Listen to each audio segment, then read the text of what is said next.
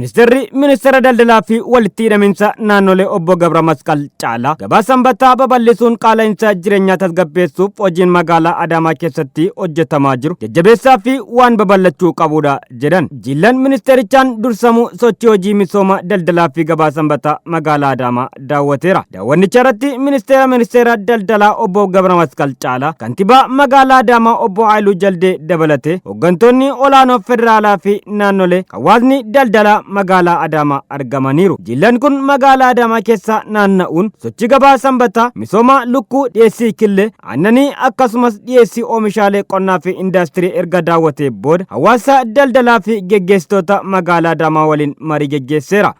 Ministeera daldalaa fi walitti hidhaminsa naannolee obbo Gabra Masqal Caalaa gabaa tasgabbeessuun qaala'insa jireenyaa to'achuuf hojiin waajjira daldalaa magaalaa Adaamaatiin hojjetamaa jiru muuxannoo ta'ee babal'achuu qaba jedhan. Keessattuu inisheetiiviiwwan misooma haaraatiin waldaaleen himaataa fi waldaaleen maatii hojii misoomaa aannanii fi lukkuu irratti hojjechaa jiran bu'aa oomisha isaanii gatii madaalawwan gabaaf dhiyeessaa jiran waan jajjabeeffamuu qabudha jedhan ministeerichi. የእንቁላል ዶሮ እርባታ፣ የወተት ከብት እርባታ፣ የንብ ማነብ ስራዎች፣ የስንዴ ምርታማነት ጋር የተያዙ ናቸው እና እነዚህ ከአዳማ አንፃር ምን እንደሚመስሉ ዞር ዞር ብለን ለማየት ሞክረናል። ሁለተኛ ደግሞ እነዚህ ምርቶች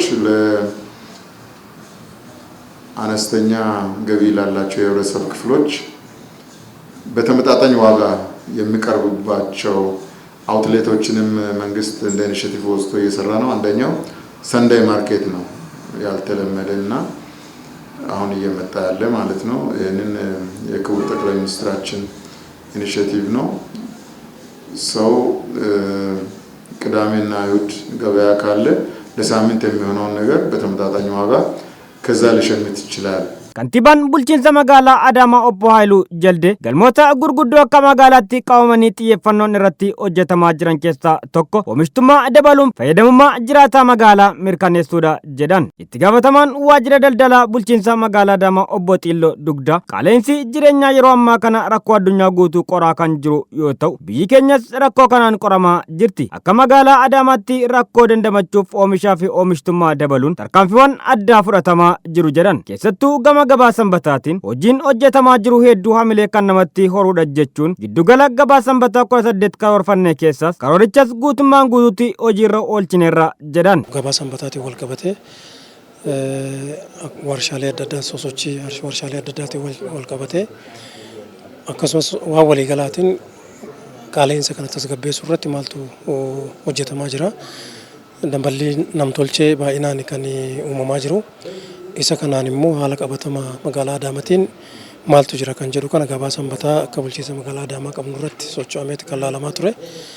Isa kanarraa egaa wanni guddaan jiru maanni tokkoffaa irratti akka bulchiinsa magaalaa Adaamaatti jiddugala gabaa sanbataa 18 yeroo ammaa kana kan ta'u 18 hojiirra oolchinee 18 iddoo 18tti hojiirra oolaa jira. Isa kanaanis hawaasni keenya hamma danda'ametti qaala'insa kana dandamachaati kan jiru. Daldaltoota seeraan alatti dabalan irratti tarkaanfii fudhachuun gabaa tasgabbeessuuf hawaasni xiyyeeffannoo itti kennuun eeruu nuuf kennuun dirqama isaa akka baatu jechuun ergaa dabarsan. Akka waliigalaatti hawaasni keenya tokko gabaa sanbataa kana bu'aa isaa sirriitti beekuutu irra jiraata. Oomishni dhiyaatus qulqullinaanis ta'e gatiidhaanis ta'e iddoon itti rakkoo ta'e mul'atus hoggattoo jiraate odeeffannoon nu gargaaruutu irra jiraata. Jiddugala kan amma qopheessaa jiru kan irratti hamma danda'ametti qonnaan bulaan kallattiidhaan naannoo kana marsee jirus dhiyaatee oomisha isaa kallattiin gurgurachuu akka danda'us asumaan carraa kanaatiin dhaama. Daawwattoonnis gama isaaniin qaala'insa jireenyaa tasgabbeessuuf oomishaa fi oomishtummaa magaalicha keessatti hojjetamaa turanii fi jiran daawwanneerra waan hedduu hubanneerra jedhan. Kana malees karoora gabaa sanbataa ministeerri muummee keenya karoorse qaala'insa gabaa tasgabbeessuun irratti hojjetamaa jirus hedduu kan jajjabeeffamuudha jedhan. Bara kana mootummaan inisheetivoota gadi buusee haala bareedaan kan inni hojjechaa jiru. Nutis carraa mootummaan gadi buuse kana keessa gahee argannee hojiitti gallee hojii hojjechaatii jirra. Lukkuu horsiisnee killee uummataaf yookaan immoo gabaaf dhiyeessaa jirra jechuudha.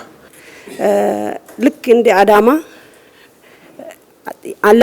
ምንም ያምርት ምን ለሚያመርት ሰው ይህንን የመሰለ ያምርትም ግብርና ስራ ላይ የሚሆን ምንም ያ የሰራውን ነገር ካልሸጠ ወደ ኋላ ተመልሶ ማምረት ስለማይቻል በዚሁ አይነት እንዲሁ እንደ አዳማ ለተደረገልን ሌሎቹም ቢደረግ የሚል አስተያየት አለኝ።